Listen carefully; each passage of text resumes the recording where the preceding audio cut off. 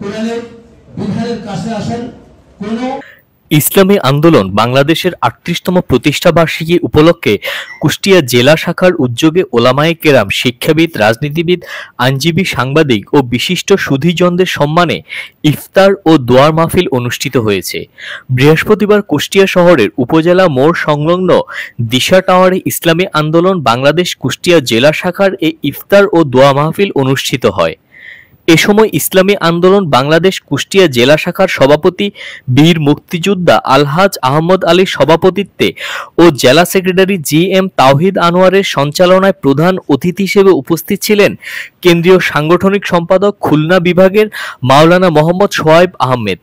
এছাড়াও অতিথি হিসেবে উপস্থিত ছিলেন জেলার সিনিয়র সহসভাপতি ডাক্তার মাওলানা দেওয়ান আব্দুল খালেক, কুষ্টিয়া জেলা জামায়াতে ইসলামীর আমির মাওলানা আবুল হাশেম, সেক্রেটারি অধ্যাপক সুজাউদ্দিন জোয়ারদার, খেলাফত মজলিসের কেন্দ্রীয় নায়েবে আমির অধ্যাপক মোহাম্মদ সিরাজুল হক, বাংলাদেশ খেলাফত মজলিস কুষ্টিয়া জেলা শাখার সভাপতি মাওলানা আব্দুল লতিফ খান, সেক্রেটারি হাফেজ মোহাম্মদ আরিফুল ইসলাম,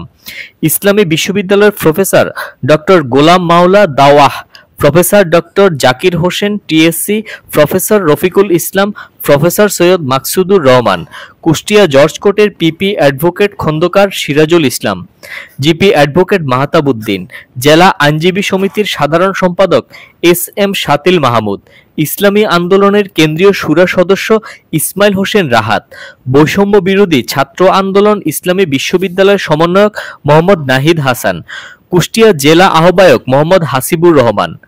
হুজফাতুল কোরআন ফাউন্ডেশনের জেলা সভাপতি হাফেজ মাওলানা আবু সুফিয়ান, কুষ্টিয়া প্রেস ক্লাবের সভাপতি আল মামুন সাগর, কুষ্টিয়া সাংবাদিক ইউনিয়নের সভাপতি আব্দুর রাজ্জাক বাচ্চু, চেম্বার অব কমার্সের পরিচালক শাকিল মাহমুদ, মুরাদ চৌধুরী সহ বিভিন্ন সামাজিক ও রাজনৈতিক সংগঠনের ব্যক্তিবর্গ, শিক্ষাবিদ, শ্রমিক নেতা, জেলার বিশিষ্ট ব্যবসায়ীবৃন্দ ও সাংবাদিকবৃন্দ। এদিকে ইফতার মাহফিলে বক্তারা রমজানের গুরুত্ব সম্পর্কে আলোচনার পাশাপাশি সৌহার্দ্যের সম্পর্কে অটল থেকে দেশকে একটি সুন্দর কল্যাণকর রাষ্ট্রে পরিণত করার জন্য কাঁধে কাঁধ মিলিয়ে কাজ করার আশাবাদ ব্যক্ত করেন। আপনারা দেখছেন দৈনিক কর্ণকণ্ঠ, সবার কথা বলে।